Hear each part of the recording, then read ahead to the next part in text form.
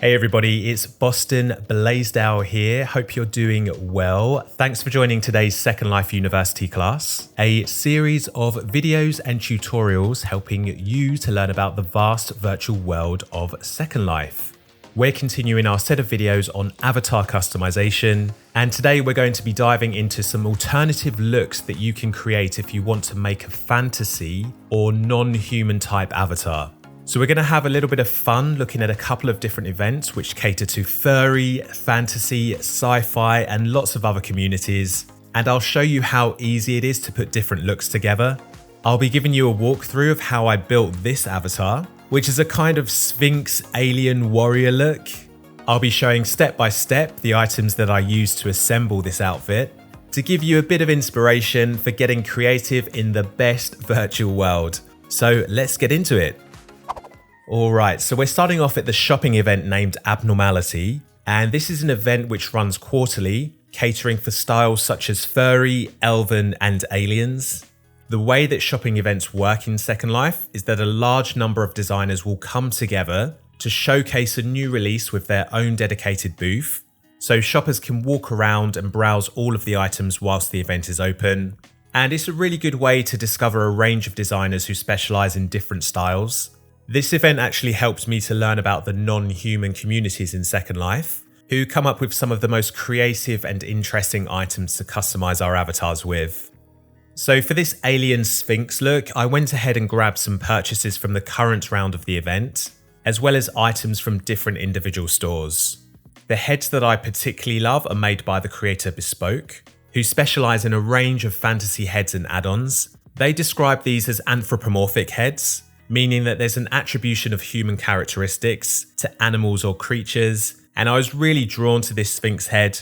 You can just buy the head alone, which comes with one baked on mesh skin in their natural tone, and it also includes a fat pack of different coloured eyes. The other skins are sold separately, so I'm also going for this black spotted skin.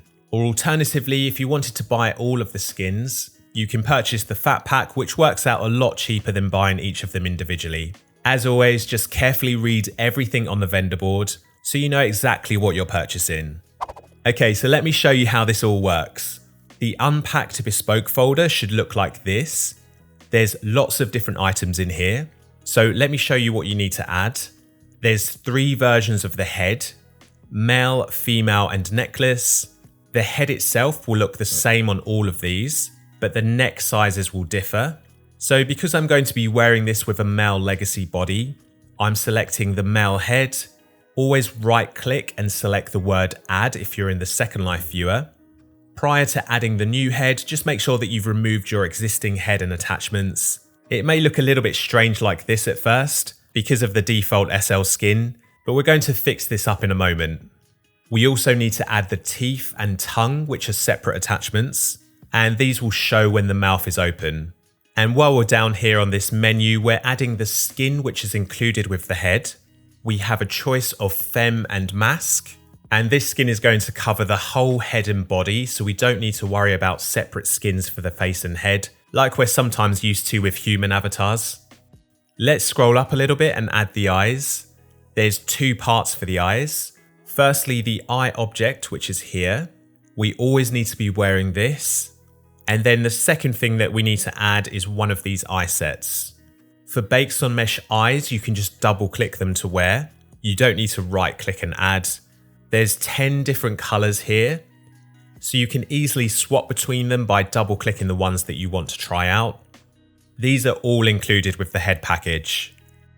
The shape of the head looks a bit funky at the moment because I'm still wearing the shape from my Lelouch and Noah head. There's a collection of shapes included, which is going to remodel your head and body. I'd say it's essential to wear one of these to understand the baseline of how the head is supposed to look, but just be prepared to make some modifications to the body sliders, because it may not have been designed with your body in mind, whether that's Legacy, Signature, Belisa, E-Body, or Inithium. In the SL viewer, the shape menu can be accessed by right-clicking your avatar and clicking the shape menu. And then you can adjust the sliders however you wish.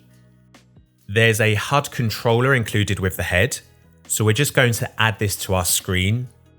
Then click on the blue logo button to open it up. There's a few different settings for static and dynamic animations. The face animation has already been activated when I added the HUD, but on the Face AO menu, you can swap between two different sets of animations. When we select these, we can just leave the head to move around quite charismatically.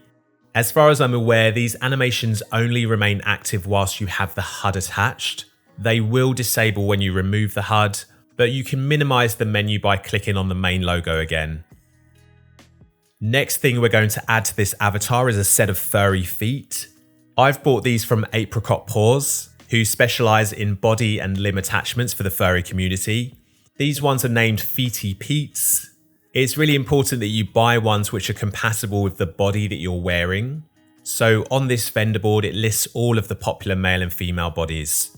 The other thing we need to ensure is that the feet are baked on mesh compatible, which means that our body skin will cover them correctly. So with this product, you have heaps of different versions included. I'm adding the set of feet which are for legacy male body in the high heel angle. The fact that they're legacy is going to make sure that they're aligned with the ankles of the mesh body. And when we look closer, we'll see that we need to fix this problem here. All we need to do is hide the regular human feet from the body. So if I open up the legacy body HUD, I can go to the Alpha tab and then just click on the feet section, which will hide them. And the body skin by BeSpoke is compatible with the Apricot Paws feet, but you do also get some bomb layers included in the package. Two separate items that I'm adding for the clothing. I really love this set of gloves made by Cubic Cherry, and they're at the current round of the Abnormality event. These are named Dark Ruler, and I've just grabbed these in the inked pack. For the clothing, I've added an outfit by the creator Sekai to give us this ninja warrior look that we're going for.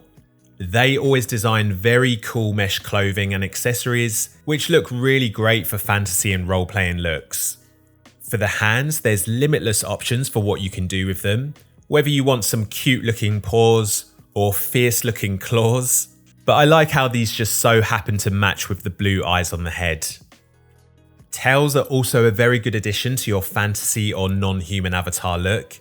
Again, there's so many options. We could opt for something more soft and fluffy, but I'm feeling inspired by a hybrid alien look with this tail by the creator Haro. They actually provide two different versions. One is bento and one is animesh. I prefer the animesh version, which allows independent objects to use rigged mesh and animations. But bear in mind that animesh can add a bit more complexity to your avatar and could potentially lag you more than the bento version, so you may prefer to use that copy of the tail instead. A few more finishing touches with items purchased from the Abnormality event. The creator Static have designed these amazing looking particles which travel around the body. They're named Fae Embers, and you can add them for different parts of the body. I'm going ahead with wearing all three sections to cover arms, legs and torso. There's also a HUD included to change and modify the colour of the particles. I'm actually changing the environment setting to a darker one so we can really see the brightness of these embers. I really love these. I think I'm probably going to be wearing them with every single look from now on, even if it doesn't match the theme. And sticking with our fantasy warrior look, another must-see item from the event is the Impera Cosmic Sword by Vae Victis, another inspiring piece with this oversized epic design. And when you first add this, it will attach to your avatar in a regular position based on your body's animation overrider. But if we want to reposition it, we can use the pose HUD and select one of the positions. I love the shouldered animation because it looks like we're ready for battle. The custom options on the HUD for the sword are absolutely incredible. You can really build something very striking with isolated sections for the plate, gems and blade. I think the sword combines perfectly with the Fae Embers by Static. The final piece I'm adding to this avatar are some rotating projector lights by Nefekalum. They produce a lot of fantasy tattoos and skin add-ons, and they sometimes include projector lights with their products. So this is an item that I picked up some time ago, which looks really cool. You can't see the lights rotating because they've made them transparent. But if I was to click Ctrl, Alt and T on my keyboard, this will show my transparent object so you can get an idea of what's happening here. The projector lights have been designed with a rotation script, which enables them to move around the body, projecting 2 different colours. These lights look even better with the darker skins by BeSpoke. So remember earlier we purchased this black spotted skin in addition to the head. This is what it looks like. Really simple to swap it over by adding it from your inventory. It's actually made me want to check out some of the other skins that come with this head to create some more looks. And this is the final look with all of the items combined. So for this scene, my avatar is wearing an animation by Vista, who are well established in Second Life for creating motion capture animations, which really bring your avatar to life. This one is in keeping with the warrior theme, but they have lots of other animations to suit different styles. And the companions are by Rezz Room, a black panther on the right, and also a magnificent looking Cerberus, the 3-headed hound from Greek mythology. They just felt like suitable sidekicks for this fantasy look. The best thing about Second Life is that there's endless opportunities to create wild and wonderful looks with your avatars. And with the thousands of diverse designers, it's easier than ever to build something that's completely unique and personal to you. Another event which I recommend is Necrotize. It's actually an annual event, so one for the diary, but I got chatting with a really amazing looking avatar named Miyoko and wanted to include them in the video. Like I mentioned before, events can be a great place to find items to get some inspiration if you're unsure where to begin with creating a fantasy avatar. So perhaps you'll discover a booth with a head that you like the look of, and then you can use that as your first building block to add more attachments and create something really spectacular. And back over at the Abnormality event, I bumped into a super friendly furry named Zealous, who is doing some shopping and had done a really good job with his avatar. And it's always the small details that I'm drawn to. I really like the frosted breath that he was wearing. Bit of advice, if you want to find something specific like this, just search for the term on the Second Life marketplace. You're guaranteed to find some treasures on there. And if you're completely new to shopping on Second Life, we do have a separate how to dress your avatar video, which will walk you through how to shop in World and also on the marketplace. We'll put that link in the description. But anyway guys, I hope you enjoyed the video. Special shout out to the owners of Abnormality, Red and Angel, who very kindly gave me access to the event, and also some insightful background knowledge on the different communities. It's definitely given me a new appreciation for how gloriously diverse Second Life is.